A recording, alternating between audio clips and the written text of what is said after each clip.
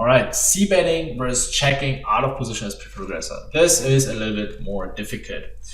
Remember from the previous playing out of position as pre-flop aggressor video, here you have to be careful that since your opponent is not calling from the big blind, he's calling from the button or cutoff or MP, his range is stronger. So you cannot just close your eyes and think, hey, I'm the pre-flop aggressor, I have the right to bet, so I bet. No. His range is stronger, hence we need to take that into account and adapt or adjust our strategy. There are certain rules you should follow blindly. So if you have a top pair on a low or mid card board, always bet. Always bet, and if you face a raise, okay, you go broke. In general, if we make a decent top pair, we want to go broke with, let's say, less than 30 big blinds. And since we get flat caught in position, we open raise from under the gun or middle position or cutoff. And most of the time, if the board is low or mid card, or like it's a mid card board, let's say 8 high or 9 high, we have our top pairs are something like ace 9, king 9 suited, like queen 9, jack 9, some like relatively strong top pairs, right? The only exception is something like if we open raise something like 8, 7 suited, but nevertheless, I mean, if your opponent's tight and you want to fold your weakest top pairs, it's all right. Remember, if you're not sure whether you can broke and you don't find any any value hands you have beat, then fold your hand. That's all right. But first of all, this is the rule. Any top pair on low mid card boards, you always want to bet. You want to bet your over pairs. You want to bet your weak flush draws and open at straight draws. And now you might wonder, wait, why do we want to now bet weak flush draws and open at straight draws? This has one reason. So here it's reversed. Since we have, let's say, a weak flush draw would be something like a 9 high, 10 high, 8 high flush draw. So since we have 9 or 10 high or 8 high, first of all, our opponent's calling range very often also consists of ace high or king high floats. Right? If we bet with an ace high flush draw or king high flush draw, we're already blocking the ace high king highs. So by us not having an ace or king high range, it makes it more likely that our opponent might have called with ace high king high on the flop. So we have a very profitable bet on the turn. So betting with a flush draw on the flop is profitable most of the time anyway. And since our opponent has second pairs, ace high, king high, or some other floats in his range, we make them fold on the turn. Additionally, we still have the opportunity to make a flush. So here, fold equity is given, raw equity is given if called. All in all, very profitable bet. As easy as that. Also now, since our opponent is in position, it's less likely that he's going to raise us. He's in position, he can float more. He doesn't need to play that aggressively to protect his hand. So the raising frequency drops. That's why now we can also start betting weaker flush draws. And if we get raised, yes, this sucks. I mean, there's never going to be a perfect strategy. We want to choose this strategy that has more merits than another strategy or has a higher EV. So if he raises us, and I mean, if you think you have fold equity and you think he's just randomly bluff raising, you can still go all in against an aggressive opponent. If he jams, okay, that sucks, then we have to fold. You want to bet your second pairs when there's a high gap between the high and low card. It's similar to in position. Remember, let's say you open raise ace 3 suited and the board is 10-3 deuce, or you have something like 8-7 suited and the board is king 7-3, right? And he has all those kind of queen jack, jack 10 type of hands, and you're already benefiting from making those hands fold. Okay, this is actually, I mean, these kind of rules for low card boards, mid card boards, it's gonna make your life easier for the flop. But what do we do if let's say we have a king high or ace high hand and we have a gut shot? Okay, if you just follow this rule of just check calling, you're good to go. Also, if I have a nut flush draw or a second nut flush draw, these would be also reasonable hands to go for the check raise, totally fine, or to check call. There, I mean, this is something I don't want to go too much in depth. Remember, in poker, sometimes both strategies are valid or have relatively same value. So the king queen suited here, I actually really like the check call. First of all, we still represent a hand like aces or ace jack or ace queen, ace king, or we want to pot control with a hand like ace nine, ace eight suited. Obviously, we have kings, queens, and then king jack, queen jack, jack 10. So since that is the case, you need to be aware that you cannot just bet any ace blindly. It's also not a board texture where you need to protect that much. So we're obviously going to check call our jack X. I mean, it makes no sense to bet it, right? You're not going to make them fold better hands. You're not getting value from worth hands. So here, easy check with the jack, easy check with a hand like queens, kings, tens, and nines.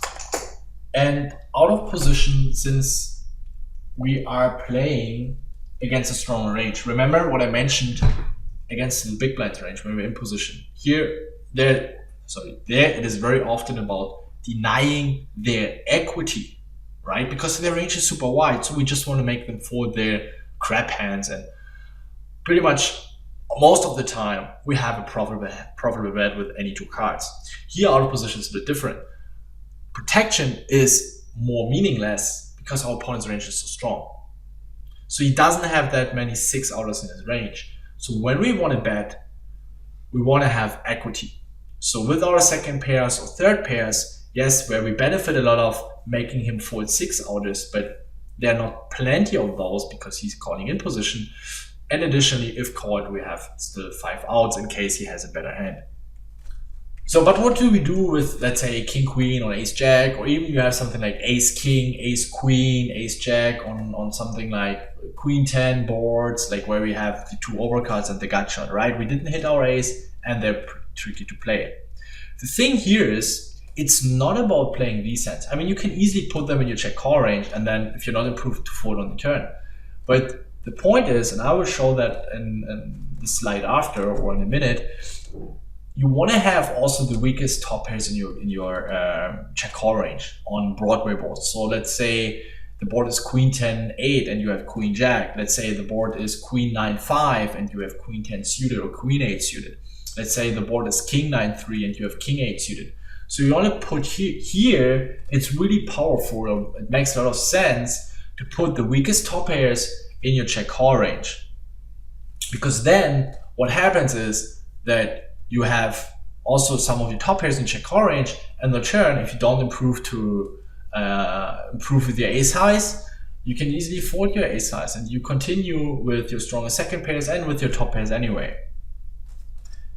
But the problem is, if you just bet all your top pairs and you just have second pairs and ace highs in your check call range, then it sucks, because then you're overfolding a lot. So very easy rule here, and I want you to listen carefully and even write it down. When you're out of position and you get flat called and you have a weak top pair that doesn't need protection, this is important, it doesn't need protection, and check call it. Check call the turn, and depending on the river, either call down or make the laydown on the river. But on various runouts, you're also going to improve the trips to second pairs, and your ace kings and ace queens, they will also improve occasionally. So it's not going to be like that your opponent can bluff any 2 cards against you.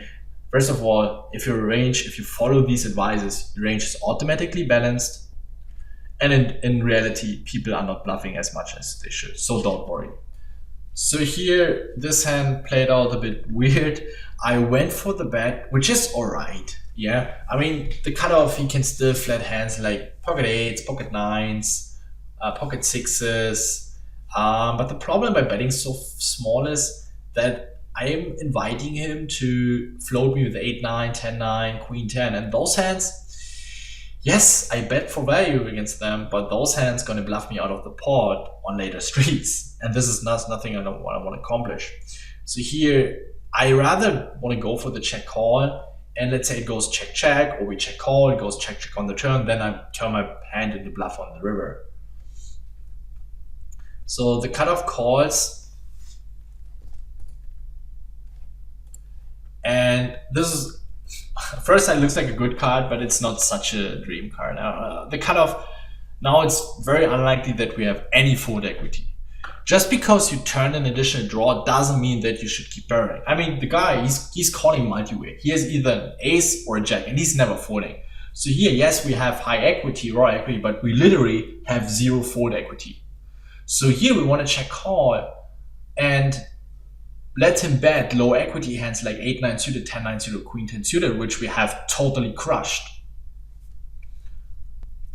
If the turn would have been an 8 or a 6 in hearts, it would have been reasonable to continue betting because our opponent probably has a lot of king jacks, queen jack, jack 10 in his range and make him fold the jack. But here, this is the card we should always check, because if we have ace king, we also have to check. We cannot just go bet, then we're gonna value taunt ourselves against the jack. So here we should check our entire range. Thank God he makes it very cheap against us. We have an easy call. We prove on the river, and yeah, I can just go all in. But the thing is, the only hand I'm beating is king jack and queen jack, and I'm also blocked. I mean, he has all the boards, so I just went for the call. Yeah, I could have just went all in and get the rest from his king jack and queen jack. But he can also have the possible 8-9, so I think I should have definitely went all in. Maybe I thought he put me all in, and I thought he's betting 39k. Might be yeah, caused by multi-tabling. This happens. I don't like his flat call, by the way. Here my range is fairly strong with king jack. You definitely want to fold against my almost under the gun range. I mean, no, it's MP. I think this is not a spot where he wants to play king jack off from the cutoff against my MP open. So let's sum it up. When to check out of position. Again, the occasional traps, top sets on dry boards, aces on dry boards. This is also you can mix in, right? On dry 10 high boards. Besides having your ace kings and ace queens, you check call range. You can also throw in some traps with your top sets and with aces, so those hands that doesn't need so much protection. So besides having your weaker top pairs, you also have some traps, some over pairs in your range. So here you don't need to worry at all that someone might bluff you completely out of line, and you might be afraid of getting exploited. Yeah, weak top pairs on Broadway boards, I just mentioned something like queen jack on jack 7-4, king 10 on king 5-3. So especially where our opponent cannot have a lot of better top pairs in his range. So especially when we're raising from under the gun or MP and they're just flatting ace jack, king jack type of hands, and still the back can still have also aces or kings as a trap. So here we want to be careful and don't overpay. I mean, let's be honest, if we go bet with queen jack on jack 7-4, are we going to get called so much often by worse? No. Remember, you want to have more than 50% equity on the river against your opponent's calling range, and this is going to be not so often the case. Second pairs, yeah, we're also going to check second pairs when high card and mid card are close together. It's similar to in position, so remember when you have something like queen jack and the board is king jack 5, when you have something like ace jack and the board is king jack 3, right? Your second pairs don't need that much protection, and you don't want to build up a pot. You have like 1 or 2 streets of value, and in these situations you always want to check. Even though there's a flush draw on the board, don't make this mistake and say, yeah, but there's a flush draw and draws, it's a draw heavy board. In general, the only rule that applies for second pairs is if the high card and the mid card are close together. If that is the case, you always want to check call, even though there are straight draws present and flush draws present. You have to swallow that pill. You are out of position. You have to let your opponent realize the equity. What happens is you still have second pair, so your opponent can have top pairs, and all of his floats and draws and bluffs, they have still a lot of equity. And if they don't hit, they're gonna bluff you out of the pot on later street anyway. So here, basically check call and hope he's not hitting his hand, and you reach somewhat cheap the showdown. But your main goal should be keep the pot small, and the only way you accomplish it is by checking the flop. So keep it simple, and that's pretty much it. And these This very rule is so important, so please write it down. Second pair, low gap between high card and mid card. Check. Second pair, high gap between high card and mid card bread. And you want to have at least 4 cards between the high card and the mid card. So if it's a king high board, you want to start betting your second pair on an 8. So you have the queen, the jack, the 10, and the 9 between. So you start betting an 8. So if you have something like 9-8 suited on king 8-5, you want to bet, right? At least 4. You want to have at least 4 cards between the high card and the mid card, and then start betting your second pairs. Yeah, when you have give-ups here, in general, our positional c-bet frequency is lower anyway. When we completely miss the board, let's say the board is queen 10-7 and we have pocket 6s, or queen 10-7, we have pocket 8s, pocket 9s, these kind of board texture, we just give up. Or we have ace-2 suited without any backdoors, give up. Short-term value plus draws, so yeah, ace-high flush draws, king-high flush draws, or king-high straight draws, something like king-queen on jack-10, something like queen-jack on 10-9. So very strong straight draws with overcards, or yeah, flush draws with high card or overcards. You can decide depending on the opponent.